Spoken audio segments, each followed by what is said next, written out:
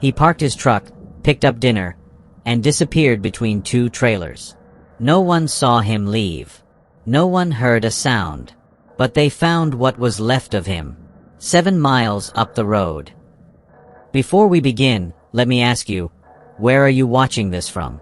Type your city or country in the comments. I want to see how far this story travels, unlike Ray Simmons, who never reached his destination. Ray Simmons was 47 years old, the kind of man you'd call a lifer in the trucking world. 26 years behind the wheel had carved lines into his face deeper than age alone could explain. He wasn't chatty. He wasn't flashy. He was the kind of driver dispatchers trusted with delicate routes and tight schedules. His logbooks were always accurate to the minute. His truck, a white Freightliner with faded blue company lettering, was clean, organized, and strictly by the book. Ray didn't cut corners. He didn't miss check-ins. He was a clockwork man in a diesel world.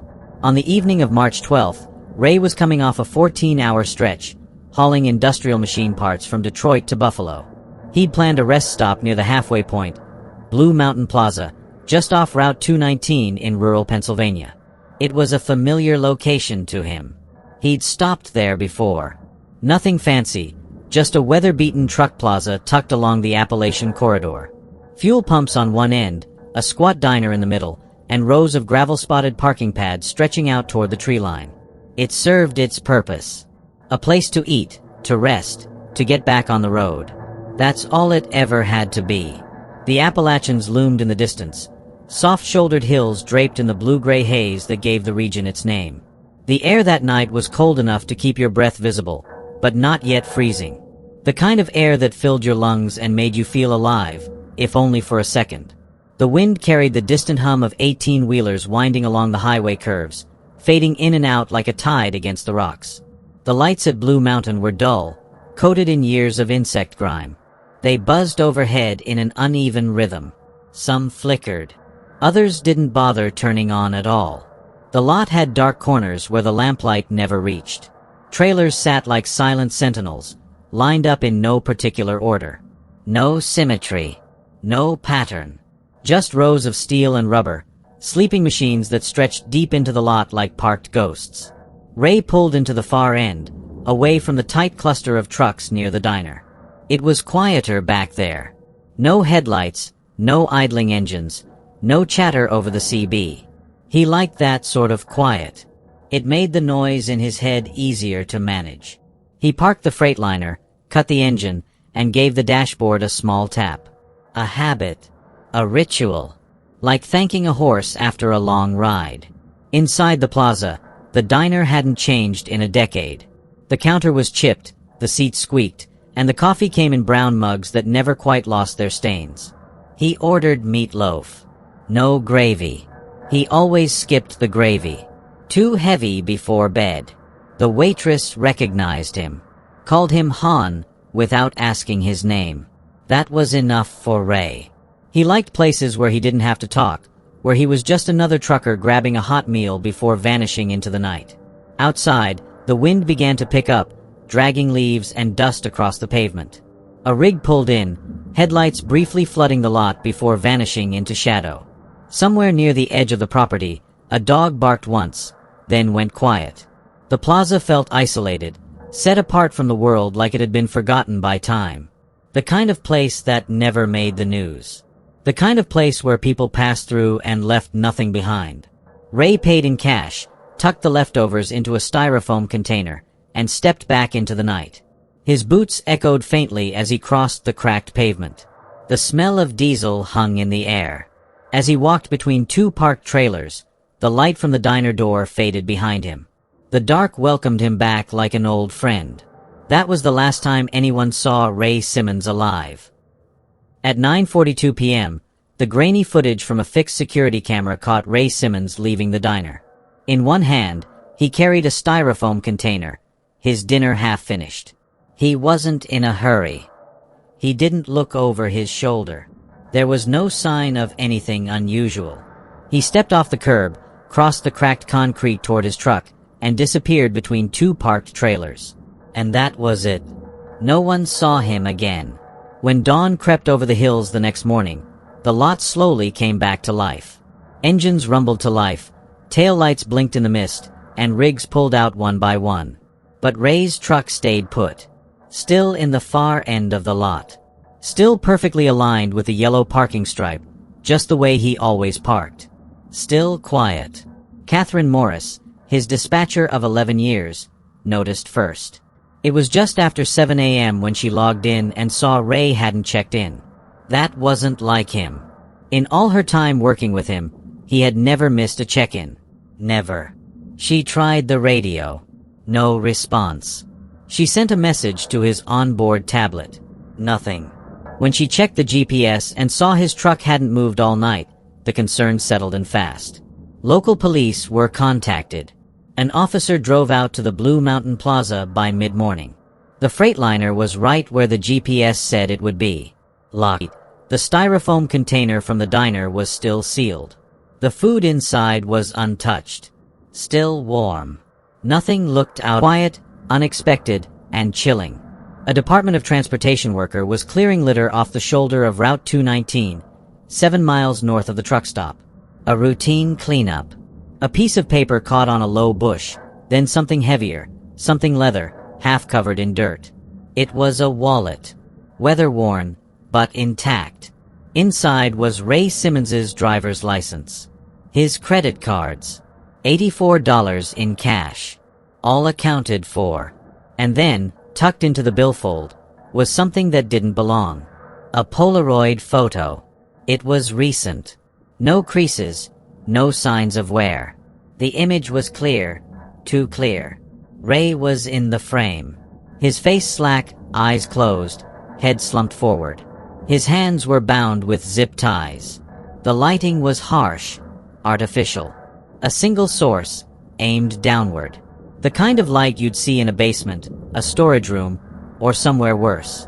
The photo had been placed there. Deliberately. Not for Ray. For whoever found it. Local police turned the wallet over to the FBI within hours. That changed everything. This was no longer a missing person. No longer a man who'd wandered off into the woods or suffered a medical emergency. This was planned. This was structured. Someone had followed Ray, watched him, waited for the right moment, and then taken him. The presence of the photograph meant something else, too. Whoever had done this wanted it to be found. It was a message. Proof of life, or rather, proof of control. The agents who took over the case specialized in crimes committed along interstates. They'd seen truckers vanish before. They understood the patterns. And this wasn't random. This was someone who knew exactly what they were doing. The footage had been reviewed before, by local deputies, by Plaza Security, even by Ray's own company. No one had caught it. Not the first time. It took federal eyes to see what was hiding in plain view. At 9:37 p.m., 5 minutes after Ray entered the diner, a dark SUV pulled into the lot.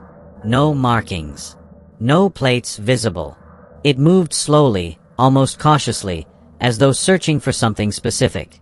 It circled the lot once. Then again. The second pass was slower. Intentional. Then it parked, just outside the clear range of the camera lens, on the very edge of the property. The vehicle stayed there for exactly 43 minutes. At 10:20 p.m., the SUV pulled away. Ray Simmons had vanished at 9:42. There was no footage of anyone exiting or re-entering the SUV. No visible driver. Just movement. Slow, methodical, and timed too perfectly to dismiss.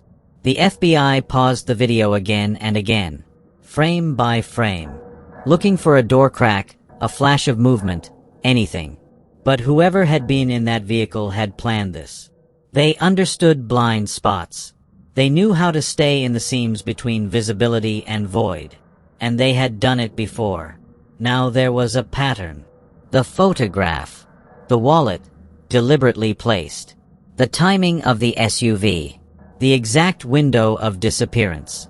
This was the work of someone with structure, someone who had practiced, someone who had turned routine into ritual. But no plate, no facial image, no fingerprint.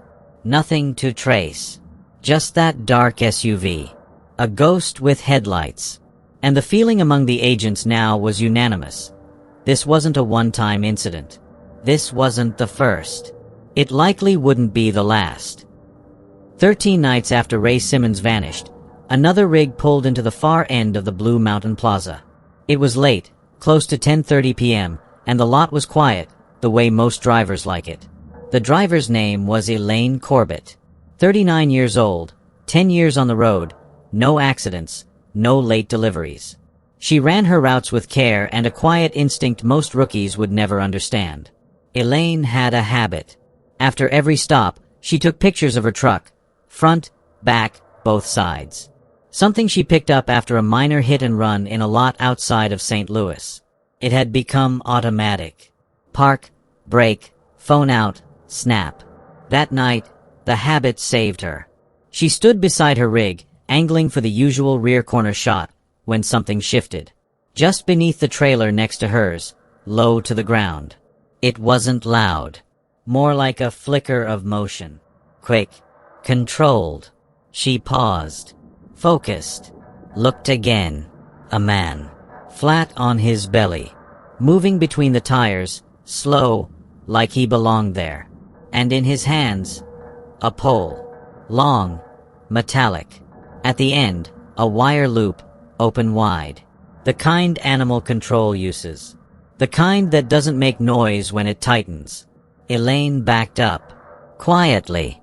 She didn't run. She didn't scream. She got in her cab, locked the doors, and dialed 911. 17 minutes later, troopers swept the lot. The man was gone. But he wasn't entirely invisible. Her phone had caught him. Just enough. Blurred, yes. Dim lighting, yes. But he was there. Mid-crawl. Wearing dark clothes and heavy gloves. You could see his face, side on. Just enough to make out age. Maybe late 30s. Maybe early 40s. Most chilling of all, the pole was visible. Clear. In motion. Elaine gave the photo to police. It became the first real image of their suspect. And to this day, that picture is part of the FBI case file. Would you have noticed him? Would you have seen it? Look closely at what Elaine captured, and ask yourself, how many others didn't? It was supposed to be just another accident.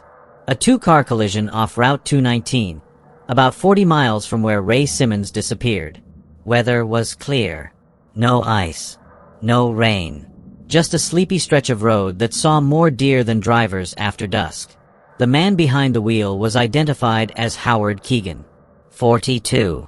No fixed address. No emergency contacts. And yet, what the officers found in the wreckage didn't belong on any highway. In the back seat was a catch pole. Same kind Elaine Corbett saw that night under her trailer. Bent from impact, but unmistakable. Beneath it, scattered like they'd been flung mid-spin, were photographs. Polaroids. Dozens. Most too dark to make out. Some blurred by speed or damage. But a few were clear. One of them showed Ray Simmons. Bound. Mouth taped. Slumped in a dim, windowless room. Behind him, a wall of plywood and insulation. Unfinished. Cold. Another Polaroid was worse. Much worse. They didn't hesitate. It took less than an hour for agents to arrive. Fingerprints matched the partials from Elaine's photo. Surveillance footage was reanalyzed and confirmed Howard Keegan had been at the Blue Mountain Plaza. Twice. In one crash, the entire mystery cracked open. He wasn't just some drifter with bad intentions. He had a system, a timeline, and a list. And Ray Simmons was only the beginning. They found the place after combing through Keegan's car. A crumpled envelope in the back pocket of a stained jacket. No return address, just a smudge of grease and a string of numbers. Coordinates. It led them to an old dairy farm, long since swallowed by weeds and rot. The barn had collapsed years ago. The silo was half split, like a broken tooth. Most would have passed it without a second look. But beneath the silence, something was waiting. The milkhouse had been sealed shut with rusted chains. Heavy padlocks. No sign of recent use from the outside. But inside, the air told a different story. Not just stale. Not just cold. But wrong. Thick, like it didn't want to be disturbed. In the center of the room, they found a steel bed frame, bolted to the floor. Restraints on all four corners. The mattress was stained. Deep. Like it had seen things no one should survive. There were notebooks, too. Dozens. Each one filled with careful, obsessive handwriting. No names, only initials. Dates. Routes. Sleep patterns. What they ate. Where they stopped. How long they spent at rest areas. Each page documented like it was part of a twisted experiment. Ray Simmons had his own section. A full journal. From his departure in Detroit to his last moments at the Blue Mountain Plaza. There were even sketches. Rough outlines of his truck. Diagrams of his habits. Timestamps. He had studied them. Tracked them. Hunted them. In the back, beneath a tarp weighed down with cinder blocks, they uncovered the ground. It was loose. Soft. Freshly turned despite the decay around it. 5 shallow graves. Each marked only by a shard of metal or a stone. One held Ray. Another was identified through dental records. The others still haven't been named. And the most chilling part? Keegan hadn't just buried his victims. He logged them. With clinical precision. Like inventory. Like trophies. If you're ever driving I-50 alone at night, and you see headlights appear behind you, don't slow down. Don't pull over. Just drive. If this story chilled you, hit that like button, subscribe for more true horror stories, and drop a comment if you've ever seen strange lights on the highway. And remember, some roads lead nowhere. In the early morning of September 17, 1994, a 70,000-pound tractor-trailer vanished into thin air. On a stretch of road so desolate, locals call it the loneliest road in America. No wreckage. No signs of struggle. Just a panicked voice over a CB radio. And then, silence. What happened to Martin Owens still haunts the Nevada desert to this day. But before we go any further, let me know in the comments, where are you watching this from?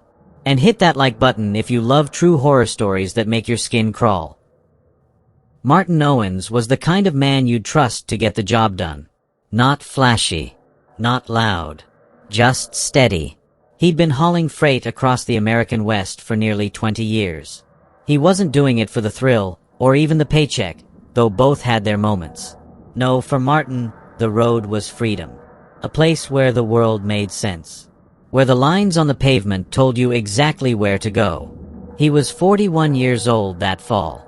Married to his high school sweetheart, proud father of 3, and a brand new grandfather. The kind of man who still kept paper maps in the glove box, even though dispatch was pushing satellite nav said he trusted his own instincts more than any machine. Martin was a night hauler. Always had been. He said the desert felt different at night. Cooler, quieter. No rush, no traffic. Just the hum of the tires and the stars keeping him company. While most people were asleep behind locked doors, he was chasing the horizon, 1 mile at a time. His route was familiar.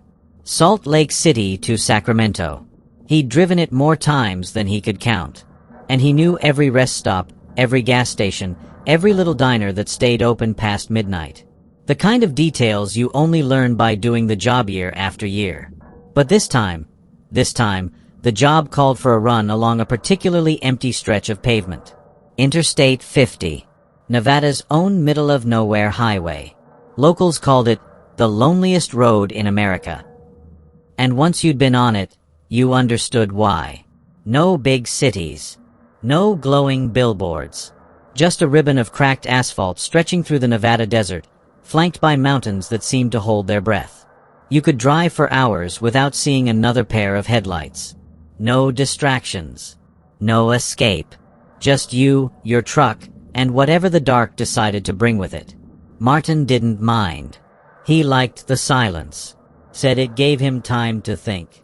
And that night, With a full moon hanging low over the sagebrush, he settled in behind the wheel of his blue Peterbilt, carrying a load of produce bound for California. It was just another run. Just another night. Until it wasn't. At 1:15 in the morning, Martin pulled into a rest stop near Elko. Just a brief check-in with dispatch. His voice was calm. The truck was running like a dream. Refrigerated trailer was holding steady. Clear skies. No issues.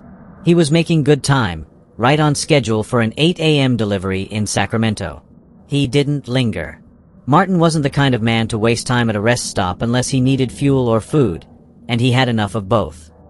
He was back on the highway in minutes, slipping deeper into the heart of Nevada, where the land stretches flat and endless, and time begins to feel strange. Around 2:30 a.m., another trucker, Dale Howell, spotted Martin's rig on the westbound side of the road. They didn't speak.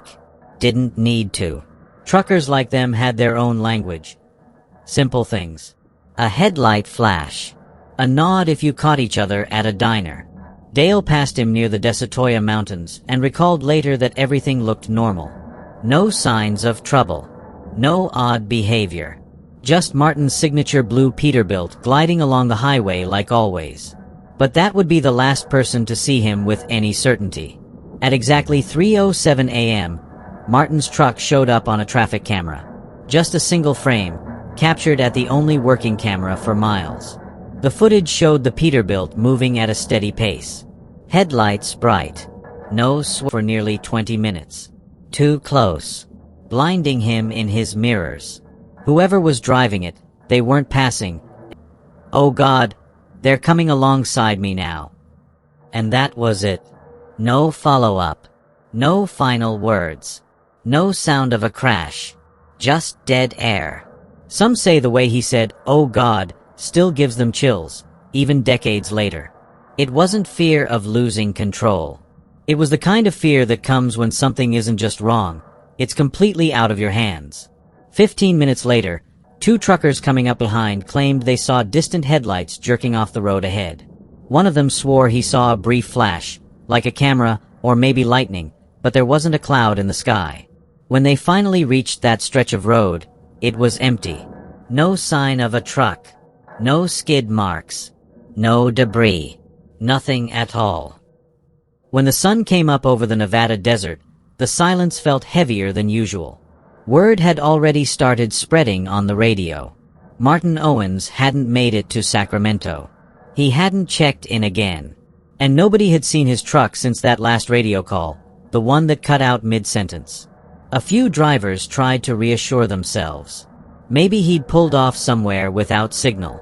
Maybe his CB went out. Maybe he had engine trouble and just needed a tow. But none of those maybes lasted long. Martin didn't disappear. He wasn't the kind of man who went quiet without a reason. The company called in the highway patrol. Troopers drove every mile of the stretch where Martin was last known to be. They checked pull-offs, ditches, even sand shoulders and drainage culverts. Helicopters swept the area from the sky. Search crews came in on foot, covering ground in blistering heat, walking in long lines, shoulder to shoulder. No one found a thing. No glass. No tire scraps. No skid marks. Nothing. It was as if the truck had just vanished. For 2 days, they scoured the desert. It wasn't until the third that they found something. A set of tire tracks, barely visible, leading away from the highway, almost easy to miss. They branched off at a bend in the road and ran along an old, overgrown maintenance path that hadn't been used in years. The tracks stretched for 7 miles. 7 miles through dry brush and rocky soil, where even the hardiest vehicles struggled. But somehow they kept going. Twin grooves pressed into the dirt by something heavy. Something like a fully loaded Peterbilt. Then, just as suddenly as they'd started, the tracks ended. There was no sign of a turnaround. No indentations from braking. No gouges in the earth like a trailer bottoming out. The trail just stopped in a wide clearing of hard-packed desert. No truck. No trailer. No cargo. And no Martin Owens. They brought in dogs. Drones. Even geological scanners. That patch of desert was combed so many times it might as well have been a crime scene. Yet there was nothing. No footprints, no drag marks, no burned rubber. No clue what had come next. It didn't make sense. Trucks that size don't just vanish. They don't float off into the sky. They leave traces. They make noise. Someone sees something. But this time, there was only the desert, and a silence that didn't feel empty. It felt full of questions no one could answer. Martin's family was contacted. His wife flew in that same week, still hoping, somehow, that maybe there was a logical explanation. Something missed. Something simple. But the longer the search went on, the clearer it became. This was no accident, and this was no breakdown. Martin Owens had simply disappeared, and the desert wasn't giving anything back. 2 days after the tire tracks ended, a hiker found something that didn't belong in the middle of nowhere. It was Martin Owens's wallet. Just sitting there, under a rock, as if someone had set it down. 30 miles north of where the search had ended. Still intact. Driver's license. Credit cards. Even $236 in cash. No signs of a struggle. No blood. No torn leather. It looked like it had been dropped, on purpose. Investigators picked it up, hopeful at first. Maybe it would point to where he'd gone. Maybe it meant he was alive. But all it did was stretch the mystery even farther. There was no reason that wallet should have been there, not unless someone took it from him, and left it like a breadcrumb. A few weeks later, they found something else. A CB radio, Martin's, lying in a dry creek bed, 15 miles off the highway. It had been smashed on one side, but not enough to hide the fingerprints. Some belonged to Martin. That made sense. The others? Not in any database. Not criminal. Not military. Not even DMV records. Whoever they were, it was like they didn't exist. That's when the other drivers started speaking up. One said he'd driven that same stretch just days before Martin vanished. Around 3 a.m., his rearview mirror lit up with a pair of blinding headlights. Way too close. The vehicle never passed him. Just stayed back. Close enough to make his cabin glow white. He pulled off, hoping to let them by. When he stopped, the lights stopped too. He waited. Nothing. Eventually, he drove off again. The lights were gone. Another driver talked about a white van. Unmarked. No logos. Parked at a rest stop with the engine off and the windows blacked out. It was sitting alone near the edge of the lot. He remembered it because it hadn't been there when he pulled in. It was just there after a minute. No one got out. No doors opened. Just a silent, white van under the desert sky. And then there was the man who nearly went off-road. He'd been heading west, past the same area where Martin was last seen. Somewhere around mile marker 162, he said a white van pulled up alongside him. No headlights. Just the glow of his own rig bouncing off the white paint. He tried to speed up. It matched him. He slowed down. It stayed beside him. And then, without warning, it swerved toward him. No horn. No window roll down. Just a sudden jolt toward the cab of his truck. He said he barely had time to yank the wheel. Tires bit into the dirt. The van kept going, back into the lane, then disappeared ahead of him. By the time he got control of the truck and made it back onto the road, there was nothing in front of him. No taillights. No dust.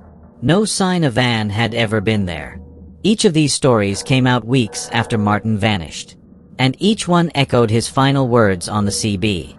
"They're riding my bumper. Can't see anything but those damn lights." Something was out there that night. Something with headlights too bright and a van that didn't leave tracks. Something, or someone, that didn't want to be found. And the further people looked into Martin Owens's disappearance, the more it felt like he wasn't the first. And he might not be the last. As the search turned cold, theories began to fill the space where answers should have been. The first one seemed the most logical. Just 29 years old, slipped during questioning. Mentioned a job that went bad near I-50. Said it involved a long-haul guy. When they pressed him on it, He clammed up, asked for a lawyer. 12 hours later, he was found hanging in his cell.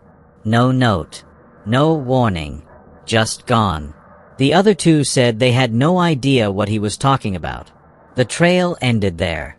No charges, no closure, just another dead end in the desert. Then came the Polaroid. A retired waitress, working at a truck stop diner on the outskirts of Eerie, came forward in 2012. Said a strange man left a photograph on the counter, never said a word. She didn't think much of it until years later, when she saw a documentary on Martin Owens and remembered the face of the man who never ordered food, never made eye contact, just slipped the picture under his cup and walked out. The photo was old, blurry, the kind of thing you'd expect to see posted to a forum full of red circles and question marks. But there was something in it. A blue Peterbilt, same model as Martin's, parked inside what looked like a warehouse or hangar.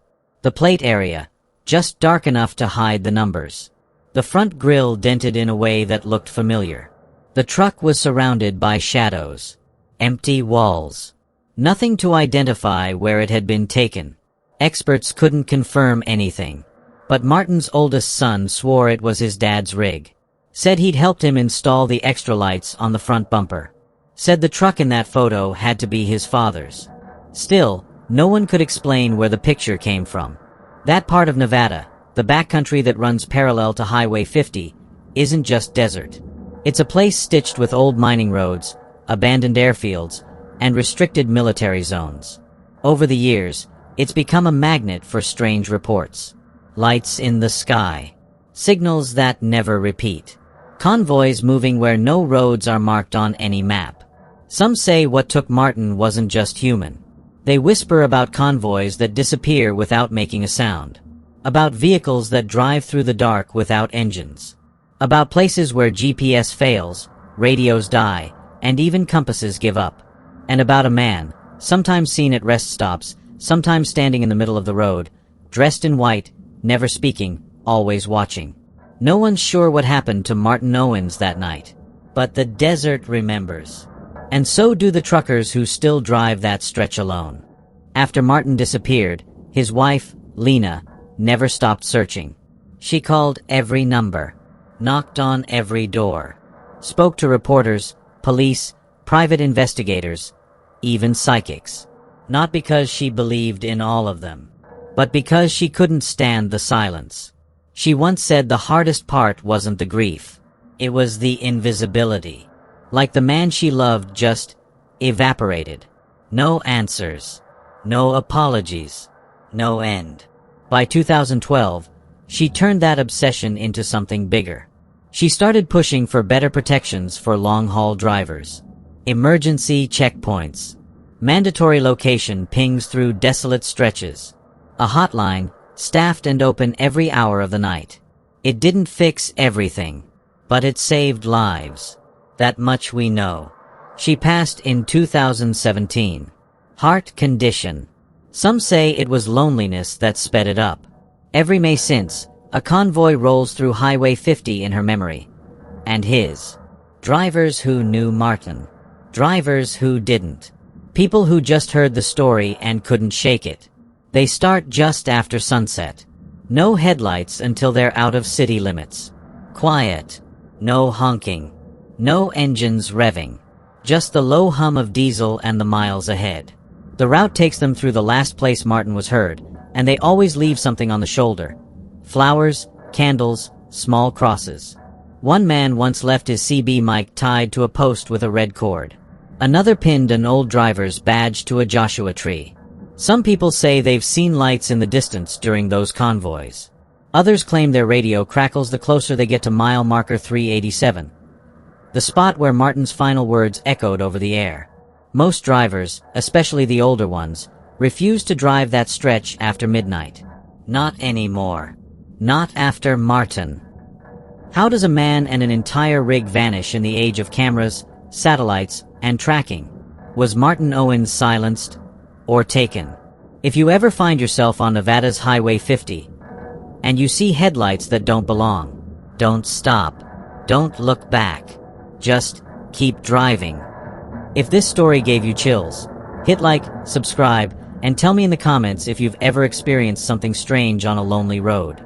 Because some mysteries don't want to be solved. Stay safe out there.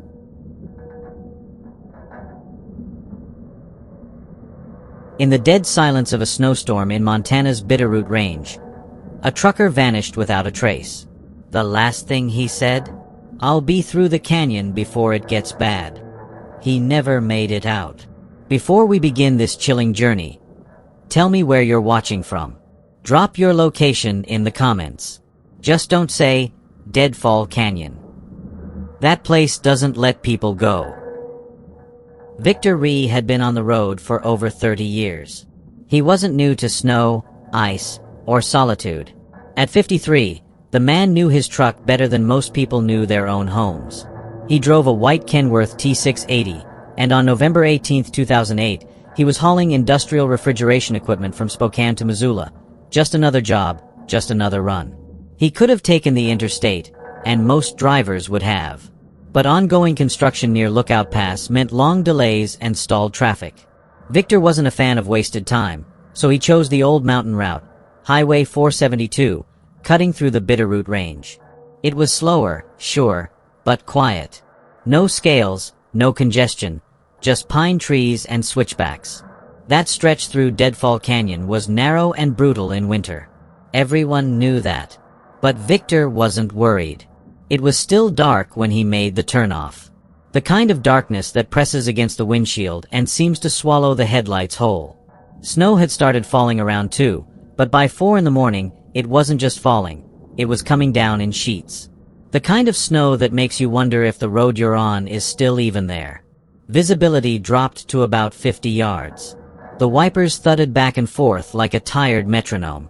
Snow beat against the glass, tapping and hissing like something with a mind of its own. You couldn't see the next curve until you were almost on it. But Victor stayed steady. His hands didn't leave the wheel. At exactly 4:17 a.m., he keyed the mic to his dispatcher. His voice was calm. No panic. Just a tired man trying to do his job. He said, "Still making decent time. Should clear Deadfall before it gets worse." That was it. A simple update. Nothing unusual. That was the last time anyone heard from Victor Ree. No panic, no distress signal, no raised voice. Just a routine message during a snowstorm. What happened next would remain hidden for 72 hours. And when the truth finally surfaced, it wouldn't just be snow and ice that haunted the investigators. It would be the quiet precision of a plan, the eerie stillness of an abandoned truck, and the realization that Victor hadn't just disappeared. He'd been taken. And no one had seen it coming. By noon, the questions had already started. Victor Ree hadn't checked in.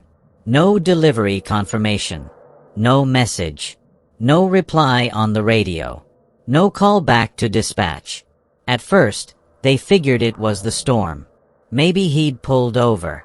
Maybe the snow was blocking signal. That kind of thing happens in the mountains. But then someone pulled up the GPS. It showed his truck had stopped moving at 5:30 a.m., right in the middle of Highway 472. Deadfall Canyon. Just sitting there, no engine activity, no signs of life. They tried to reach him again. Radio, cell, onboard communication system. Nothing. It sat there quietly, the white Kenworth T680, dusted with snow like a grave marker in the cold. Engine off. Doors locked. No, the last line. Visibility worsening. Waiting out the storm. Then they saw the passenger seat. A half-eaten breakfast sandwich. A thermos of coffee knocked over, its contents long gone cold and frozen in a dark smear. It looked like someone had been mid-bite when something happened. Something fast.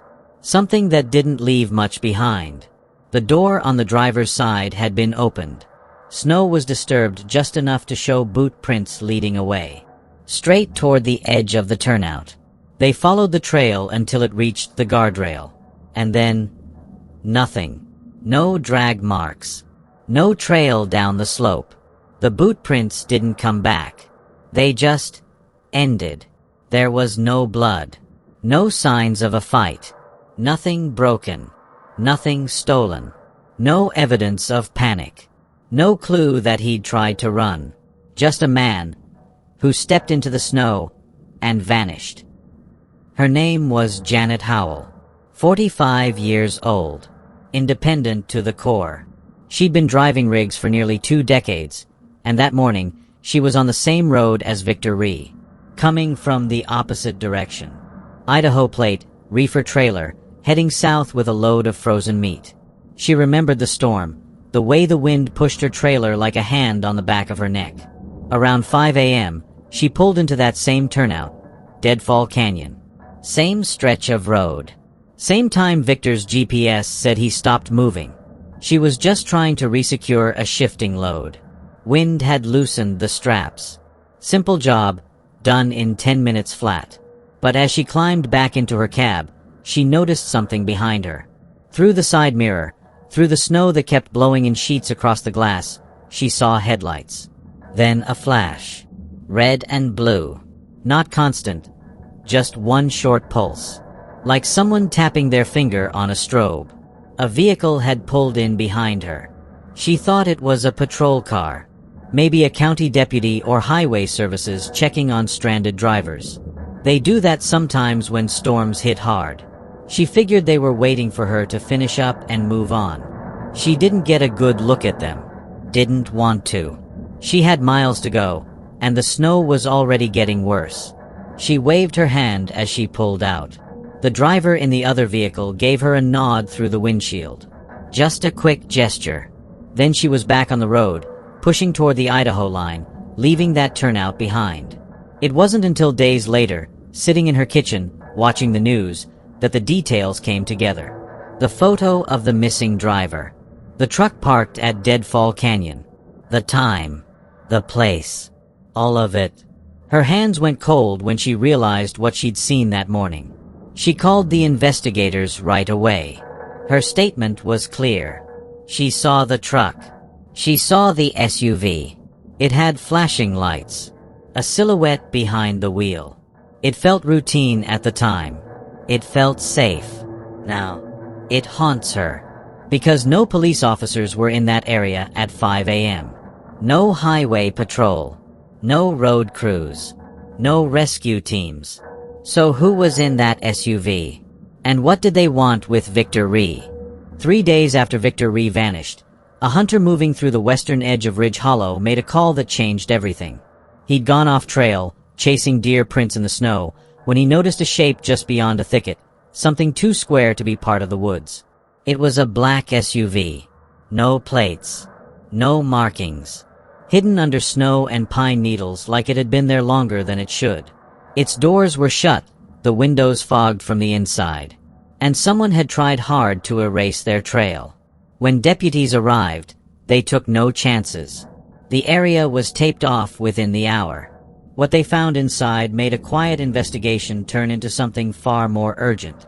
First, the light bar, standard issue, wired into the dashboard. The kind used by unmarked patrol vehicles. Then came the small things. A roll of zip ties, bundled neatly in the glove compartment. Duct tape. A used stun gun. It was all organized. Clean. Like someone had packed it with purpose, and knew exactly what they were going to do with it. But it was the stains that made every officer step back. Dark smears on the back seat. A trail across the interior panel. They ran the samples. The blood belonged to Victor Ree. The trucker who left footprints in the snow and never returned had been in that vehicle. Held down. Maybe dragged. Maybe worse. The evidence didn't leave room for doubt. And just like that, everything changed. This wasn't weather. This wasn't a man who got lost or slipped off a canyon road. The SUV wasn't abandoned. It was stashed. And the man who drove it, whoever they were, had enough time to wipe away their prints and walk out of those woods without leaving a trace. There was no accident. This was a setup. A trap set in the cold, by someone who knew the route, the timing, and how to disappear. A man didn't just vanish in the snow. He was taken. There was a hunter out there, and Victor Ree was the prey. His name was Leland Gaines. 37 years old. A man most people wouldn't give a second glance. He'd worked as a mall security guard. Tried and failed to become a cop. Twice. He didn't pass the psychological screening. He had a temper. And something else too. Something they never quite put into words. What he lacked in authority, he tried to make up for in costume. Gaines collected uniforms. Real ones. He bought used duty belts, badges, scanners. He knew what dispatch chatter sounded like. Memorized radio codes. He spent hours on CB forums. Knew how truckers spoke. Knew when they'd be alone. He'd monitor channels deep into the night, listening to men hauling freight across the most desolate roads in the country. His obsession caught up to him in Wyoming. That's where they stopped him, wearing a deputy's jacket, lights flashing, trying to assist a stranded driver who hadn't asked for help. The arrest led to more than anyone expected. His laptop was a map of highways. Cold spots. Places where reception vanished. Places where eyes never reached. He had folders, some labeled by state, others by name. One folder simply read, Drivers. Inside were photos, notes, GPS logs, CB handles, habits, rest stop routines. And Victor Ree's name was in there, too. When they questioned him, Gaines barely blinked. He said he liked watching them, liked knowing where they'd stop, liked the quiet of the canyon roads. They always opened the door, he said, like it was a joke, like he was proud of it. He confessed that he followed Victor, waited for him to take that mountain pass, saw the truck slow down in the snow, saw the hesitation. Then he turned on the lights. A predator born in plain sight, hiding behind a badge he never earned. And all it took was one flicker of red and blue in the snow to make him. There were restraints on the floor, scratches in the wall. The thermos he'd left in the truck, still there, empty now. Stains marked the corners. It wasn't hard to picture what he endured, though no one wanted to say it out loud. The kind of silence that wraps around pain like frost on glass. Somehow, in that hollow stretch of time, Victor saw an opening. Maybe Gaines got careless. Maybe the door was left unlatched. Maybe, just maybe, he saw a flicker of a chance and took it. He ran. No coat. No boots. Just the cold biting into every inch of him as he stumbled through the trees.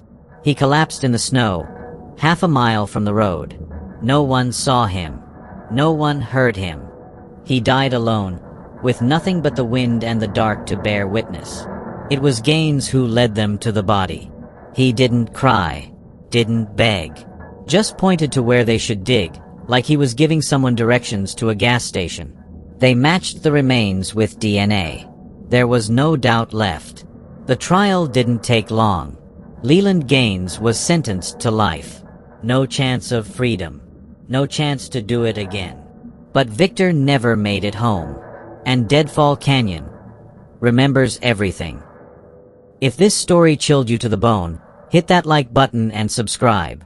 We share true horror from the dark edges of the road every week. And tell us, what would you have done if you saw that SUV in your mirror? At 2:17 a.m., a woman climbed down from her truck at a desert rest stop in Utah and was never seen again. No struggle. No sound. Just a gone. Weeks before, another trucker vanished in the same place, under nearly identical circumstances. They called it Dead Man's Curve. But that nickname came after the bodies were found. Before we dive in, type in the comments, where in the world are you watching from? Because tonight, we're going somewhere no GPS will ever take you. They say the road has its own memory, that it remembers every tire mark, every broken down engine, and every voice that once echoed across its desolate stretches.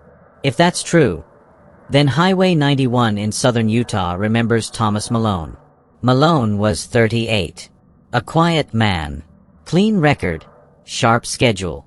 Drove a red Kenworth with chrome accents he polished every week like it was a prized possession. He'd been running the Los Angeles to Salt Lake City route for years. Same gas stops. Same rest areas. Same habits. He wasn't reckless. Wasn't sloppy. He was, by all accounts, steady. On the night of October 17, 1998, Malone pulled into the Cactus Creek rest area around 11:30 p.m. The truck stop was empty, save for a vending machine humming in the dark and the low flicker of the rest area's buzzing overhead lights. Security footage, grainy, barely able to catch much beyond outlines, picked up his truck arriving. That was the last confirmed time anyone saw him. By morning, his Kenworth was still parked in the same spot. Engine cold. Lights off. Doors locked. No one thought much of it at first. Drivers rest all the time. Some sleep until noon. Some take layovers when they're ahead of schedule. But Malone had deadlines. He didn't miss them. When authorities were called to check on the truck, they found everything in place. Everything. The logbook sat on the dashboard.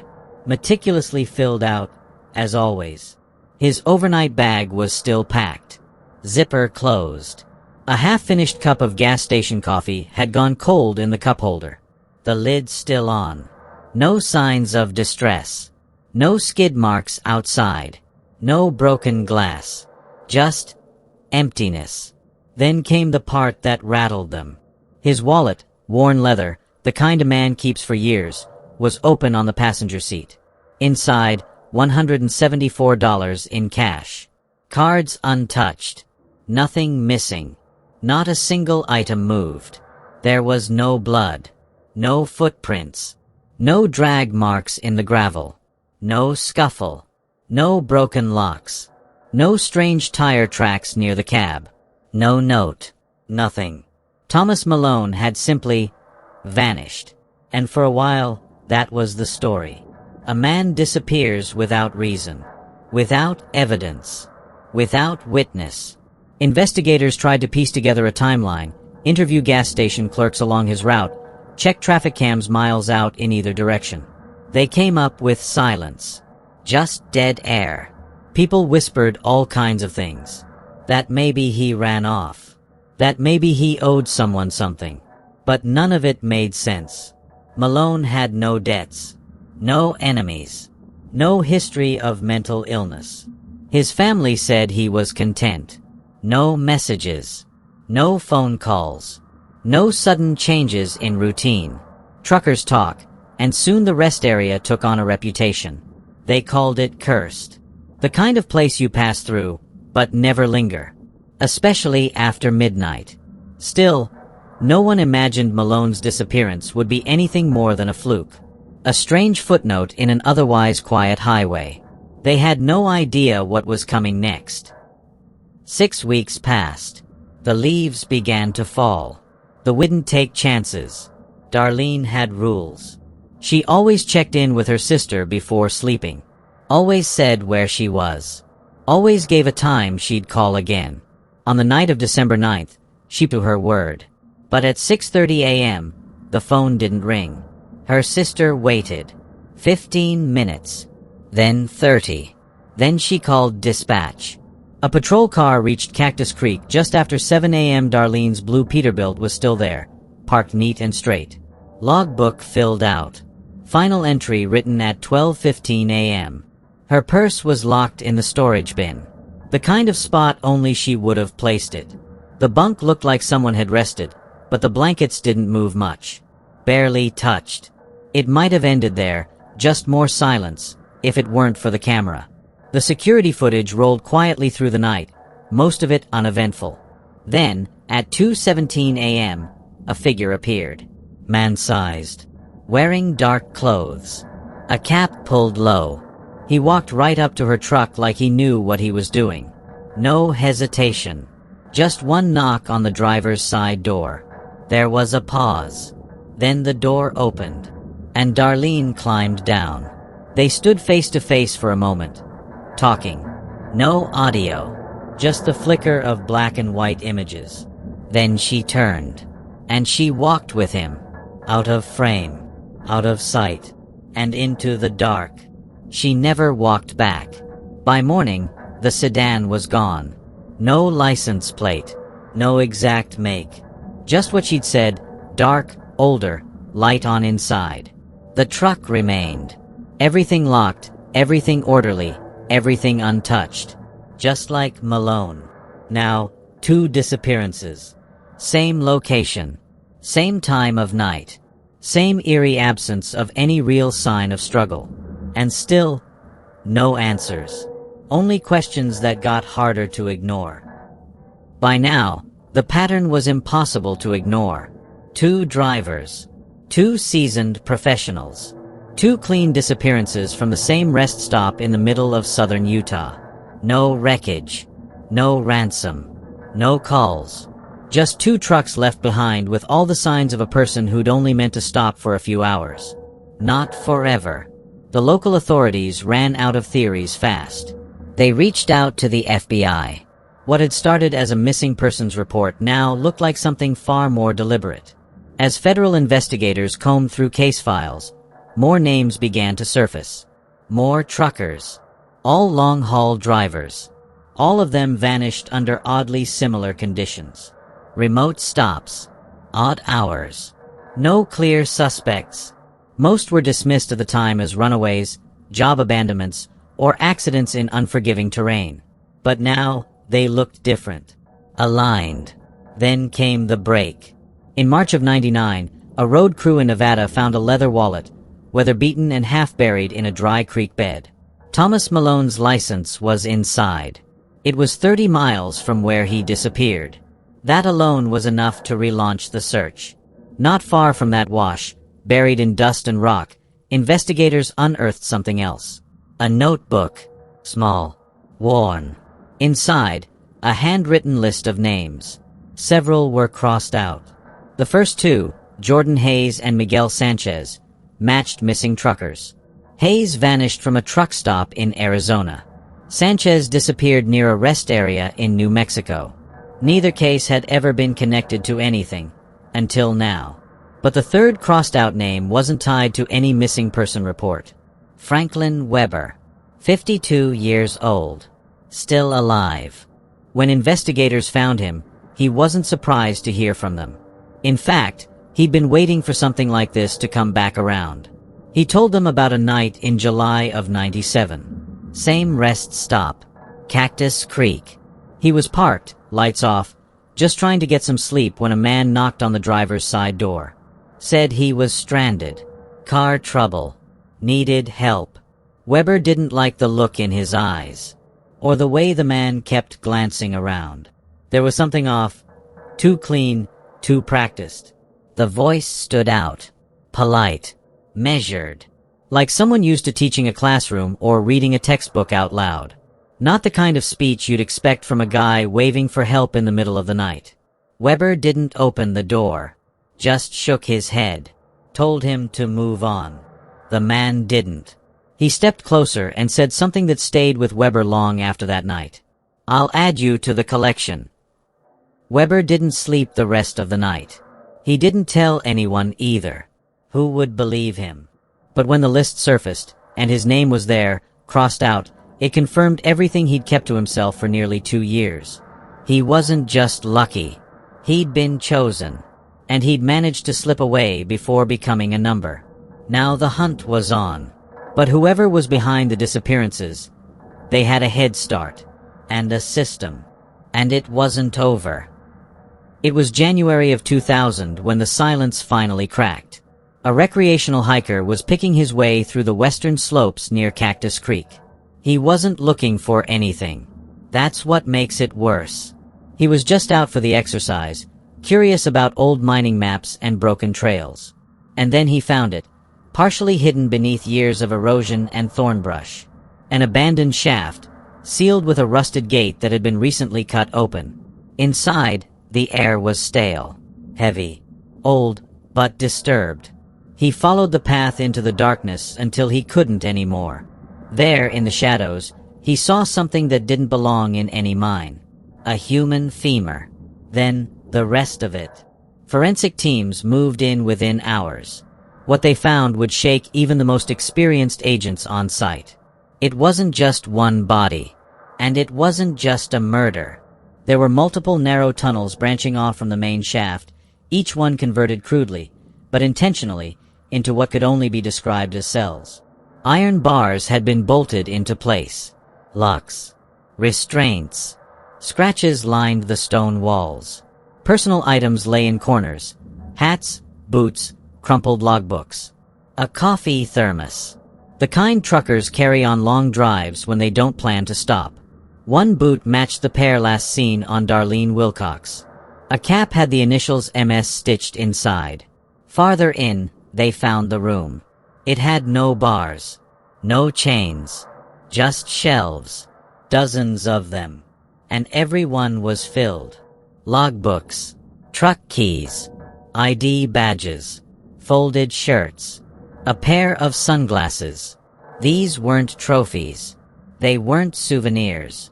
They were records. And above all of it, pinned to the wall like some kind of twisted archive, were photographs. Grainy. Black and white. Surveillance style. Most showed truckers parked at rest areas, stretching their legs, drinking coffee, talking on payphones. But a few were more intimate. A man staring at his reflection in a truck mirror. A woman checking her tires. Captured seconds of people who had no idea they were being watched. Then came the journals. Not one. Several. Each filled front to back in clean, deliberate handwriting. The victims were never named. They were numbered. Subject 1. Subject 2. Subject 3. Each journal documented the entire progression. Abduction, confinement, and slow decline. The pages weren't emotional. There was no anger. No vengeance.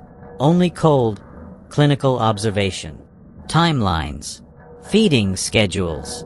Psychological responses. The way hunger rewired their thoughts. The shift from resistance to submission. From pleading to silence. One line was marked in red ink, boxed off from the rest of the page. Subject 2 ceased speaking on day 19. Hunger turned to acceptance. This wasn't rage. This wasn't about killing. This was research. He wanted to know what happened when someone truly believed they'd been forgotten. He wanted to see how long a person could hold on to hope before it broke. Each death was catalogued. Each collapse of spirit documented. This wasn't a crime of passion. It was a controlled study. And the worst part was simple. It wasn't over yet. If this story chilled you, leave a comment and tell me where you're watching from. Like, share, and subscribe for more true horror stories from the roads most of us try to forget. Until next time, don't answer strange knocks after midnight.